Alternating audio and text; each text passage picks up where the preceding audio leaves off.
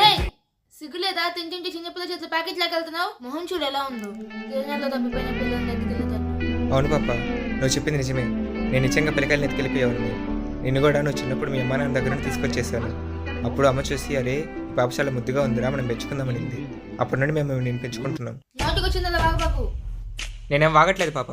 కావాలంటే అమ్మనోడితో చెప్పించు, నేను నిన్ను తీసుకురాలేదు, నువ్వు మాకే పుట్టావు అని. ఆగు, ఇప్పుడే అమ్మ దగ్గరికి వెళ్ళి చెప్పిస్తా. మా, నేను మీకు తిరునాళ్ళలో దొరికానా? మీకు పుట్టలేదా? తలూపడం కాదు మా, నోటితో చెప్పుమా. నాకు అర్థమైపోయిందిలే, మీరు నన్ను ఎక్కడి నుంచో తెచ్చి పెంచుకుంటున్నారు. నేను మా సొంత మనల్ని వెతుక్కుంటూ వెళ్ళిపోతున్నాను.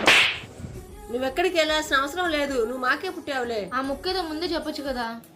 నేను మౌనవ్రతం చేస్తున్నాను పిచ్చిదానా. నా వ్రతం అంతా భంగం చేసావు, పో లోపలికి.